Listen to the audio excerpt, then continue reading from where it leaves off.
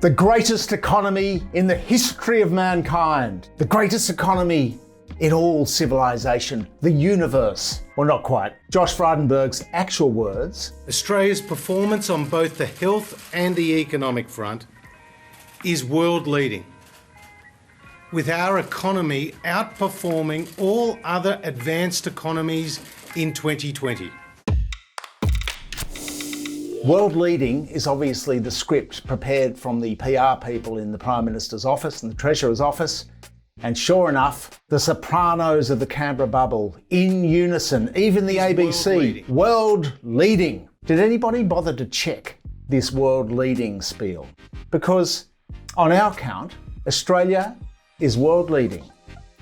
Apart from, excuse me while I read this, it's too long for me to remember, Denmark, New Zealand, Norway, Netherlands, Finland, Germany, Israel, Singapore, Estonia, Latvia, Switzerland, Poland, Ukraine, Kuwait, and the United Arab Emirates.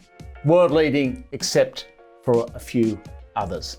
We've just published a story by Alan Austin looking at these claims vis-a-vis the reality on a number of metrics. Jobs, debt to GDP, GDP growth, and a few others. You can read it at michaelwest.com.au. These are the facts. Australia has done brilliantly through the pandemic compared to other countries in terms of health, managing the spread of coronavirus. But on the economic front, we've done okay. And of course, it's a bit early to make the claim because at the end of March, the JobKeeper subsidy is being removed. That means it's complete uncertainty till then. To be fair to Josh, yesterday, the jobless figures for February were fantastic. The jobless rate was down from 6.4% to 5.8%, but that doesn't include the effect of JobKeeper.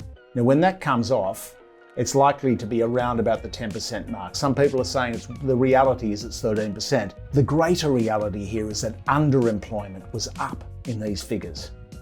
Underemployment is the big problem. Whether the jobs are paying enough also, so people don't have to work 2 or 3 jobs to make a living. We have the end of March cliff. That's one thing to remember. We're in a state of complete uncertainty.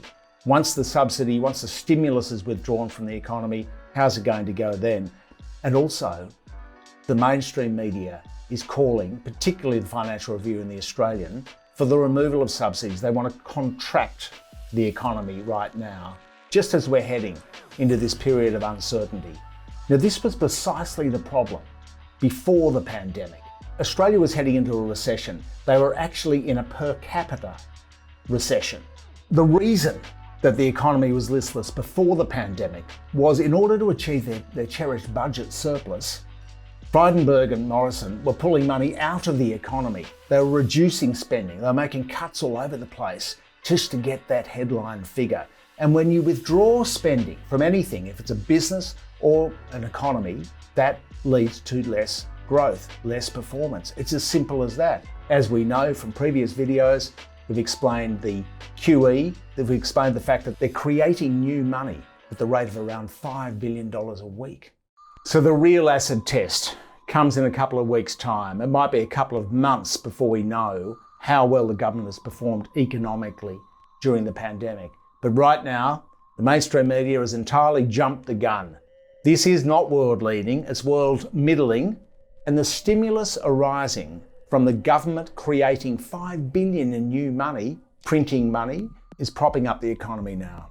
Josh likes to talk about his admiration for Margaret Thatcher and Ronald Reagan for the supply side, for the trickle down, that these claims about the greatest economy on earth, the world leading economy, are more redolent of another world leader or former world leader. If you'd like to check out the story on michaelwest.com.au, you can see the main metrics, you can see the arguments. Josh has a penchant for exaggerating the brilliance of the Australian economy, yet sometimes he makes little errors in his calculations, like the $60 billion that just slipped down the back of the couch. Like this video if you'd like to find $60 billion down the back of your couch. Josh, since the economy is going so well, can you chuck us a few dollars on Patreon and maybe buy the merch?